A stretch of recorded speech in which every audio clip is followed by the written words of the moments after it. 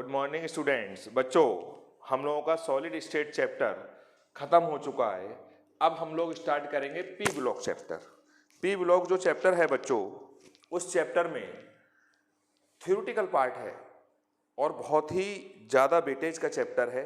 8 marks का था पहले चैप्टर, अभी भी 8 मार्क्स का ही होगा जब से ये सॉलिड स्टेट फिर से इंट्रोड्यूस करा है। हो सकता है एक आध नंबर आगे पीछे हो रहे, लगभग 8 मार्क्स का होगा। बहुत बड़ा चैप्टर है और आसान चैप्टर है, कोई कठिन चैप्टर नहीं है। आप ये नहीं सोचना कि चैप्टर कठिन है, चैप्टर बहुत आसान है। इसमें जो सबसे इम्पोर्टेंट चीज़ है वो ये है कि आपको दो चीज़ें बहुत सीरियसली आनी चाहिए। एक तो हाइब्रिडाइजेशन। हाइब्रिडाइजेशन का मतलब सिर्फ हाइब्रिडाइजेशन निकालना नहीं होता है, उसकी स्ट्रक्चर निकालना मॉलिक्यूल का और उसका बॉन्ड एंगल निकालना होता है। ये सबसे इंपॉर्टेंट पार्ट है। और दूसरा पार्ट है हाइड्रोजन बॉन्डिंग। तो पी ब्लॉक स्टार्ट करने से पहले 15 ग्रुप लास्ट ईयर तक हट गया था आपके सिलेबस से, इस बार फिर से आ गया है। तो हम शुरू करेंगे 15 ग्रुप, 16 ग्रुप, 17 ग्रुप और 18 ग्रुप। सबसे पहले हम पढ़ेंगे 15 ग्रुप। इससे पहले मैं आपको हाइब्रिडाइजेशन और हाइड्रोजन बॉन्ड पढ़ाऊंगा। हाइब्रिडाइजेशन में मैं बिल्कुल डिटेल में पढ़ा रहा हूँ। जो बच्चे मुझसे 11th में थे मेरे साथ उनको आता होगा, और जो नए हैं उनको बहुत सीरियसली समझना पड़ेगा। अलग अलग तरीके होते हैं हाइब्रिडाइजेशन निकालने के, तो आप पुराने जो भी आपको तरीके आते हो आपके दिमाग में वो सारे डिलीट मार देना। ये काम रखना, क्योंकि ये हाइब्रिडाइजेशन भी बताएगा, उसका स्ट्रक्चर भी बताएगा, उसका बॉन्ड एंगल भी बताएगा और बॉन्ड पेयर और लोन पेयर भी बताएगा। तो सबसे पहले बात आती है कि हाइब्रिडाइजेशन क्या होता है। हाइब्रिडाइजेशन का जैसे जनरली जो मतलब होता है वो होता है मिक्सिंग। जैसे बायो में जो हाइब्रिडाइजेशन आता है, बायो में हाइब्रिडाइजेशन का मतलब होता है इंटरमिक्सिंग ऑफ कैरेक्टर्स।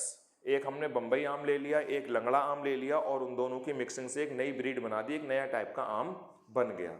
हाइब्रिडाइजेशन का मतलब है बायो में मिक्सिंग ऑफ कैरेक्टर्स। यहाँ पर केमिस्ट्री में हाइब्रिडाइजेशन का मतलब है मिक्सिंग ऑफ एनर्जी।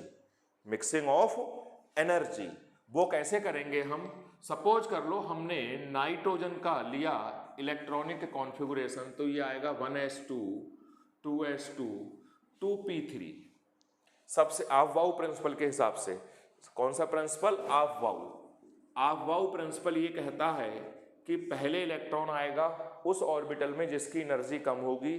जब वो ऑर्बिटल पूरी भर जाएगी फिर उससे हायर एनर्जी, जब वो पूरी भर जाएगी तो उससे हायर एनर्जी। सबसे कम एनर्जी है 1s की, उससे ज़्यादा है 2s की और उससे ज़्यादा है 2p की। बाहर वाली सेल है ये सेकेंड। जो बाहर वाली सेल होती है उसको हम बोलते हैं वैलेंस सेल। ये होती है कौन सी? Outermost shell is called valence shell and electron in this cell are called valence electrons. बाहर वाली सेल को हम बोलते हैं वैलेंस सेल और उसमें जितने भी इलेक्ट्रॉन होते हैं उनको हम बोलते हैं वैलेंस इलेक्ट्रॉन।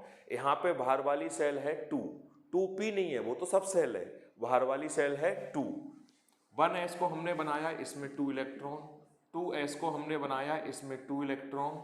इसको हमने बनाया, इसमें 3 इलेक्ट्रॉन्स। अब अगर बाहर वाली सेल की डिफरेंट ऑर्बिटल्स अपनी एनर्जी को इक्वल करें, जिसकी एनर्जी ज़्यादा है वो एनर्जी दे कम एनर्जी वाली ऑर्बिटल को। इसकी एनर्जी मैंने सपोज कर ली, ये होती नहीं है इतनी एनर्जी में, ऑर्डर वही होता है इंक्रीजिंग ऑर्डर। जो एनर्जी मैं सपोज कर रहा हूँ, सपोज कर लो इसकी एनर्जी 3 जूल है, इसकी 5 है। इन तीनों ऑर्बिटल्स की एनर्जी इक्वल है 6 जूल, एक ही लेवल में रखी हुई हैं, इसका मतलब इनकी एनर्जी सेम है।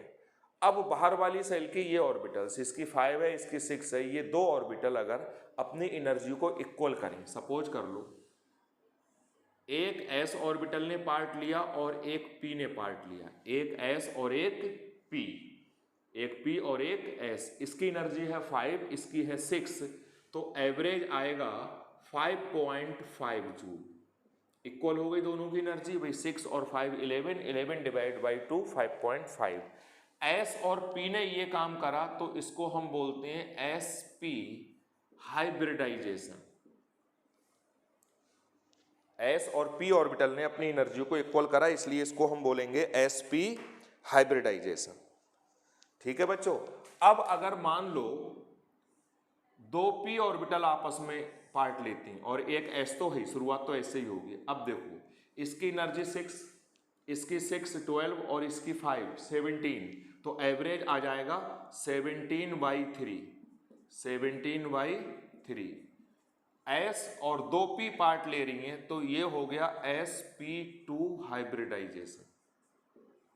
अगर 3p ऑर्बिटल्स पार्ट लेती हैं तो हो जाता sp3 हाइब्रिडाइजेशन। sp3 का मतलब है कि एक s ऑर्बिटल और 3p ऑर्बिटल ने अपनी एनर्जी को इंटरमिक्स किया, रिमिक्स करा और इक्वल कर ली अपनी एनर्जी। तो हाइब्रिडाइजेशन की डेफिनेशन अगर हम कहें तो हो जाएगा the redistribution of energy in the different orbitals of valence shell of an atom to form new orbitals of equal energy is called hybridization, and the new orbitals are called hybrid orbitals। Simple सी बात है, redistribution of energy होगा बाहर वाली cell में यानी balance cell में, तो हम कहेंगे the redistribution of energy in the different orbitals of valence shell of an atom to form new orbitals of equal energy is called hybridisation. अब वैलेंस सेल हमको पता लग गई, जो बाहर वाली सेल होती है उसको हम बोलते हैं वैलेंस सेल, और उसमें जो इलेक्ट्रॉन्स होते हैं उनको हम बोलते हैं वैलेंस इलेक्ट्रॉन्स। ये है। अब देखो बच्चों, हमने लिया 281, वैलेंस सेल है थर्ड और बैलेंस इलेक्ट्रॉन्स हैं 1 2। ये इलेक्ट्रॉनिक कॉन्फ़िगरेशन है किसी भी एटम का।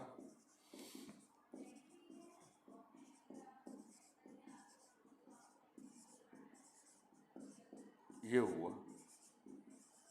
अब अगर हम कहें इस एटम की वैलेंसी कितनी होगी, जिसके बैलेंस इलेक्ट्रॉन 1 है तो इसकी वैलेंसी 1 होगी, या तो ये 1 इलेक्ट्रॉन देगा या 7 लेगा ऑक्टेट कंप्लीट करने के लिए, तो इसकी वैलेंसी 1, इसकी वैलेंसी 2 3 4, इसकी 3 होगी, ये 3 लेगा, इसकी 2, इसकी 1 और इसकी 0। ये हो गई वैलेंसी। किसी का भी इलेक्ट्रॉनिक कॉन्फ़िगरेशन आप लिखोगे तो उसकी वैलेंसी निकाल सकते हो। किन किन एटम्स की वैलेंसी आपको लर्न करनी है। H की वैलेंसी 1, Be की वैलेंसी हो जाएगी 2, B का ये इलेक्ट्रॉनिक कॉन्फ़िगरेशन है, C का ये है, N का ये है, O का ये है, इसके अलावा सल्फर का 286 हो जाएगा, फास्फोरस का हो गया 285। उसके अलावा हेलोजन्स होते हैं fluorine, chlorine, bromine and iodine. इन सब के बैलेंस इलेक्ट्रॉन 7 होते हैं। किसी भी हेलोजन को आप ले लोगे तो उसकी बाहर वाली सेल में 7 इलेक्ट्रॉन्स होंगे और बैलेंसी हो जाएगी 1। इसके अलावा एक कंपाउंड इनर्ट गैस का एलिमेंट याद करना है जिनॉन, इसके बैलेंस इलेक्ट्रॉन्स होते हैं 8। सिर्फ इतने एटम्स हैं जिनके आपको जरूरत पड़ेगी बैलेंसी और बैलेंस इलेक्ट्रॉन की, सिर्फ इतने। ये बैलेंसी किसी की भी निकाल लोगे। अब देखो बच्चों, हमने क्या किया, central atom, central atom bonding में जो एटम सबसे ज्यादा इलेक्ट्रॉन शेयर करता है उसको बोलते हैं सेंट्रल एटम। मैं एक एग्जाम्पल ले रहा हूं अमोनिया का। नाइट्रोजन है बच्चों, इसकी बाहर वाली सेल में 5 इलेक्ट्रॉन्स हैं। ठीक, नाइट्रोजन ने क्या करा, एक इलेक्ट्रॉन से इधर शेयरिंग कर ली, एक से इधर कर ली, एक से इधर कर ली। ये जो बॉन्ड है इसमें 2 इलेक्ट्रॉन है, एक नाइट्रोजन का है और एक हाइड्रोजन का है, यानी एक बॉन्ड में 2 इलेक्ट्रॉन होते हैं और उसको हम बोलते हैं बॉन्ड पेयर। क्या बोलते हैं, नाइट्रोजन के 5 इलेक्ट्रॉन्स थे, 1 2 3 ने तो शेयरिंग कर ली, 2 इलेक्ट्रॉन यहां बचे। ये जो बचे रह जाते हैं इनको हम बोलते हैं लोन पेयर, यानी इस NH3 मॉलिक्यूल के अंदर बॉन्ड पेयर हैं 3 बॉन्ड हैं और लोन पेयर 1 है तो टोटल पेयर 4 हो गए। सेंट्रल एटम है नाइट्रोजन, क्योंकि नाइट्रोजन 3 इलेक्ट्रॉन शेयर कर रहा है और हाइड्रोजन 1 इलेक्ट्रॉन शेयरिंग में दे रहा है। तो सेंट्रल एटम हो गया नाइट्रोजन, क्योंकि जो इलेक्ट्रॉन सबसे ज़्यादा इलेक्ट्रॉन देता है बॉन्डिंग में वो सेंट्रल एटम होता है। और जो 3 हाइड्रोजन है वो सराउंडिंग एटम है। सराउंडिंग एटम हो गए 3। हमने लोन पेयर क्या होता है ये समझ लिया, बॉन्ड पेयर क्या होता है ये समझ लिया, सेंट्रल एटम क्या होता है ये समझ लिया, और सराउंडिंग एटम्स क्या होते हैं ये समझ लिया। वैसे सेंट्रल एटम की पहचान होती है, जो कम नंबर में होते हैं वो सेंट्रल एटम होते हैं। जैसे NH3 में सेंट्रल एटम N है, H2O में सेंट्रल एटम ऑक्सीजन है, 2 हाइड्रोजन है सराउंडिंग। कोई ले लो, कोई आयन ले लो, PO4 3- चार्ज है, यहाँ पे सेंट्रल एटम है P फॉस्फोरस। तो जो एटम्स कम नंबर में होते हैं वो सेंट्रल एटम होते हैं, और जो ज़्यादा नंबर में है वो सराउंडिंग एटम। तो हमने पढ़ा कि बैलेंस सेल क्या होती है, फिर हमने देखा बैलेंस इलेक्ट्रॉन क्या होते हैं। बैलेंस इलेक्ट्रॉन की हेल्प से हमने बैलेंसी निकाल ली। जैसे ऑक्सीजन की बैलेंसी 2 बोली जाएगी, सल्फर की बैलेंसी 2 बोली जाएगी क्योंकि बाहर वाली सेल में 6 इलेक्ट्रॉन है। फास्फोरस की बैलेंसी 3 बोली जाएगी। हेलोजन के बैलेंस इलेक्ट्रॉन है 7, तो बैलेंसी बोली जाएगी 1। बैलेंसी में प्लस और माइनस का साइन नहीं लगता है, ये वाली बात आप ध्यान रखना। अब देखो, टोटल पेयर का मतलब होता है बॉन्ड पेयर और लोन पेयर। हमने मान लो देखा कि टोटल पेयर अगर 2 होंगे तो हाइब्रिडाइजेशन होगा sp, 2 ऑर्बिटल है, एक s और एक p। टोटल पेयर अगर 3 होंगे तो हाइब्रिडाइजेशन होगा sp2। टोटल पेयर 4 होंगे तो हाइब्रिडाइजेशन sp3। p में 3 ऑर्बिटल्स होती हैं, खत्म हो गई। अब p के बाद आता है d, अंदर होता है s, बाहर होता है p, उसके बाहर होता है d। 5 है टोटल पेयर तो हाइब्रिडाइजेशन हो जाएगा sp3d।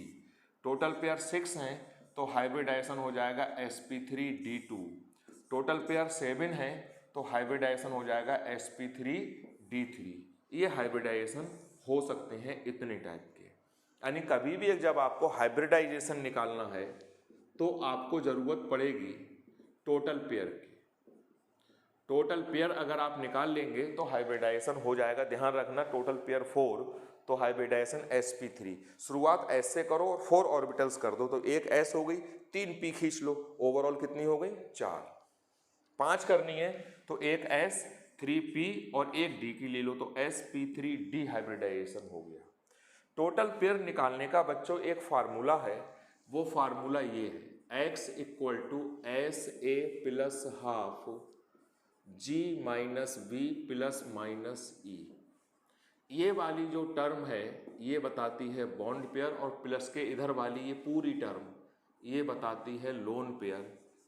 SA होते हैं number of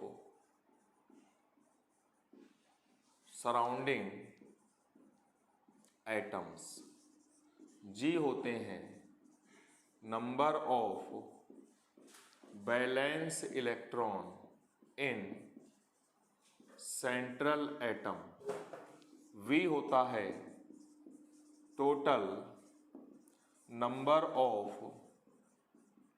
valencies of surrounding atom, and E is the charge. Charge positive भी हो सकता है और चार्ज नेगेटिव भी हो सकता है। ये फार्मूला है, इस फार्मूले को मैं अप्लाई करना अब आपको सिखा रहा हूं। मान लो मैंने एग्जाम्पल ले लिया NH4+, इसमें कम नंबर में एटम है नाइट्रोजन, तो नाइट्रोजन हुए सेंट्रल एटम और हाइड्रोजन हुए सराउंडिंग एटम। अब हमने ये फार्मूला यहाँ अप्लाई करा, SA is the number of surrounding atoms. यहाँ पे सराउंडिंग एटम है 4, तो हमने वैल्यू रख दी 4 प्लस हाफ। अब ब्रैकेट के अंदर आपको दिखाई दे रहा होगा कैपिटल G। कैपिटल G का क्या मतलब है? Number of valence electron in central atom. Central atom है नाइट्रोजन, नाइट्रोजन के बैलेंस इलेक्ट्रॉन आप देखो कितने हो गए 5।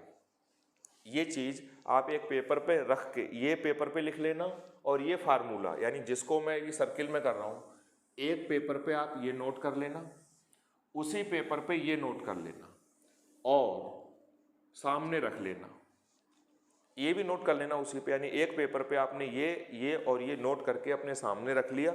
अब आप सॉल्व करना शुरू कर रहे हो, पेपर आपके पड़ोस में रखा हुआ होगा।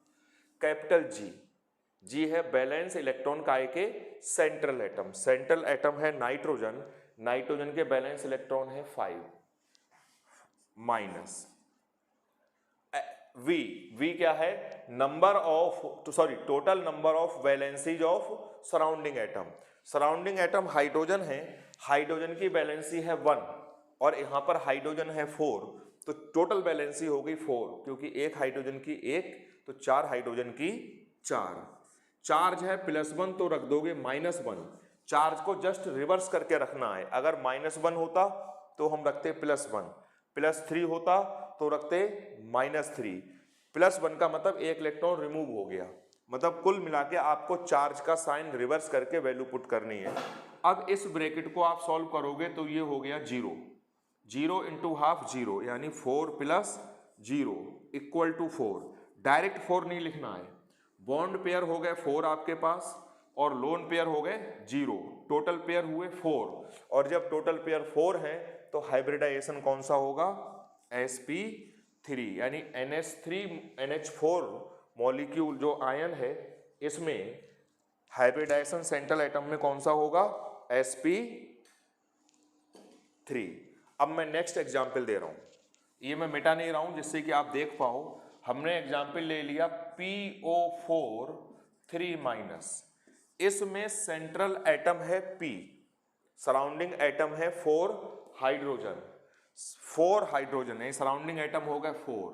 अब ब्रैकेट के अंदर पहुंचे, कैपिटल जी है बैलेंस इलेक्ट्रॉन सेंट्रल एटम के, सेंट्रल एटम है फास्फोरस, फास्फोरस के बैलेंस इलेक्ट्रॉन है 5 minus. Total valency of surrounding atom, surrounding atom है हाइड्रोजन, हाइड्रोजन की बैलेंसी हुई 2 और हाइड्रोजन है 4, तो टोटल बैलेंसी हो गई 8 और -3 है तो रख दो +3। इस ब्रैकेट को आप सॉल्व कर लोगे, ये भी 0 आएगा, यानी इस आयन के अंदर बॉन्ड पेयर है 4 और लोन पेयर है 0, टोटल पेयर हो गए 4, तो हाइब्रिडाइजेशन यहां पर भी कौन सा हो गया, sp3। मैं फिर एक नेक्स्ट एग्जांपल दे रहा हूं आपको। मान लो हमने ले लिया XeF2 xenon difluoride, central atom है जिनोन, सराउंडिंग एटम 2 है, तो हमने SA की वैल्यू पुट कर दी 2 हाफ। अब कैपिटल G समझ लो फिर से, number of balance electron in central atom, central atom xenon है, जिनोन के मैंने लिखे हैं बैलेंस इलेक्ट्रॉन्स 8, इनर्ट गैस है minus. Total valency of surrounding atom, surrounding atom है फ्लोरीन, फ्लोरीन की बैलेंसी है 1 और फ्लोरीन है 2, तो टोटल बैलेंसी हो गई 2, कोई चार्ज नहीं है इस पे तो ब्रैकेट यहीं बंद कर दो। अब आप जब इसको सॉल्व करोगे तो ये 6 और 6 का हाफ 3, यानी इस मॉलिक्यूल के अंदर बॉन्ड पेयर है 2 और लोन पेयर है 3, टोटल पेयर है 5, तो हाइब्रिडाइजेशन हो गया sp3d। ये हमने एग्जाम्पल ले लिया XeF2 का, क्लियर हो गया। एक एग्जाम्पल मैं और दे रहा हूं, हमने मान लिया एग्जाम्पल ले लिया SO4 2- का, यहां पर सेंट्रल एटम है सल्फर, सराउंडिंग एटम है 4, तो सराउंडिंग एटम 4 हो गए +½ अब कैपिटल G में आ जाओ, कैपिटल G का मतलब सेंट्रल एटम के बैलेंस इलेक्ट्रॉन, सल्फर है, सल्फर के बैलेंस इलेक्ट्रॉन है 6 minus total valency of surrounding atom, O की बैलेंसी 2 है और O है हमारे पास 4, तो 4 ऑक्सीजन की बैलेंसी हो गई 8, -2 है तो +2, इसको हमने सॉल्व करा तो 4 + 0 = 4, यानी इस आयन के अंदर बॉन्ड पेयर है 4 और लोन पेयर है 0, टोटल 4 है, इसलिए हाइब्रिडाइजेशन हो गया sp3। नेक्स्ट मैं और एग्जाम्पल दे रहा हूं, PCl3 phosphorus trichloride, surrounding atom यहां पर सेंट्रल एटम है P, सराउंडिंग एटम है 3, P है सेंट्रल एटम, तो P के बैलेंस इलेक्ट्रॉन हो रहे हैं बच्चों 5 माइनस हेलोजन यानी क्लोरीन की वैलेंसी होती है 1, क्लोरीन है 3, तो वैलेंसी हो गई 3, कोई चार्ज नहीं, तो ब्रैकेट यहीं पे क्लोज कर दो। इसको आप सॉल्व करोगे तो ये 1 हाइब्रिडाइजेशन हो गया sp3। तो इस फार्मूले मतलब ये आप एक पेपर पे सामने रख लोगे, ये और ये बार बार आपको बैलेंस इलेक्ट्रॉन और ये फार्मूला देखना पड़ेगा। अब मैं आपको एक चार्ट बना रहा हूँ, ये एक्सरसाइज आप कंप्लीट करोगे और कंप्लीट करके मुझे व्हाट्सएप ग्रुप में सेंड करोगे। ग्रुप में सेंड करना है ये, तो ये पता लग जाएगा कि आपका सही आंसर है या गलत है, एक दूसरे से क्रॉस चेक हो जाएंगे। अब मैं आपको एक एक्सरसाइज दे रहा हूँ, एक्सरसाइज आप देखो कैसे करोगे।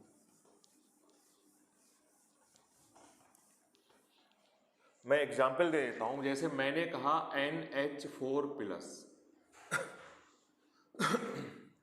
Bond pair, loan pair, total pair, और यहां पर आपको लिखना है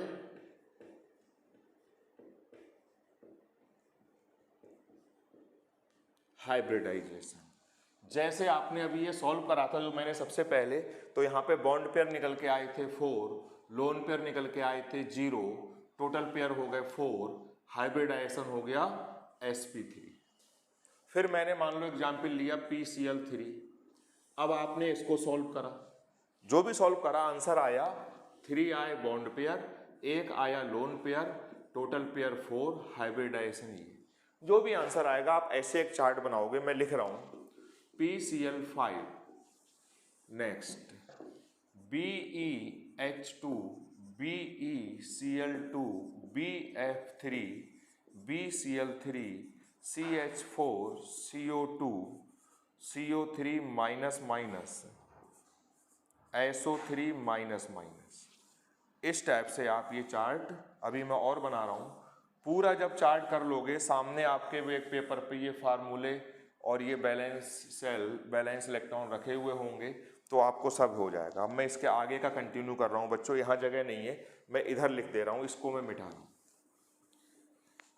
SO4 के बाद, सॉरी 3 के बाद SO4 minus minus, PO3 3 minus, PO4 3 minus, XeF2, XeF4, XeF6, XeO3, XeOF2, XeOF4, XeO2F2। फिर आगे H2O, H3O+, H2S, और भी बहुत सारे हैं, आप कोई भी एग्जाम्पल ले लोगे सॉल्व हो जाएगा। ये हो गया ICl3, ICl5, ICl4 minus, ICl2 minus, IF5, IF7। ये चार्ट नीचे आ रहा है, जगह नहीं है इसलिए मैं यहाँ लिख रहा हूँ। बहुत सारे हैं, कोई भी केमिस्ट्री का एग्जाम्पल आप ले लोगे आंसर आ जाएगा। SF4, SF6, NO2 minus, NO3 minus, बाकी I3 माइनस, N3 माइनस, ये दोनों ऐसे हैं जो IIT में आ चुके हैं। तो इतने आपको हाइब्रिडाइजेशन निकाल के ये चार्ट भरना है, करीब 2 पेज में आ जाएगा। उसके बाद हम नेक्स्ट वीडियो में हम देखेंगे BSEPR theory, balance cell electron pair repulsion theory, इनकी हम स्ट्रक्चर और शेप निकालना सीखेंगे। फिर लोन पेयर होगा तो क्या होगा, वहीं से बॉन्ड एंगल और इनकी शेप निकालना सीखेंगे। उसके बाद जो नेक्स्ट 3rd वीडियो आएगी वो आएगी हाइड्रोजन बॉन्ड की। उसके बाद 4th वीडियो से हम स्टार्ट करेंगे ग्रुप 15। तो आपको बहुत आसान लगेगा, ये बहुत सीरियसली करना। आज टेस्ट है आपका, आप कल तक ये मुझे सेंड कर देना। Thank you.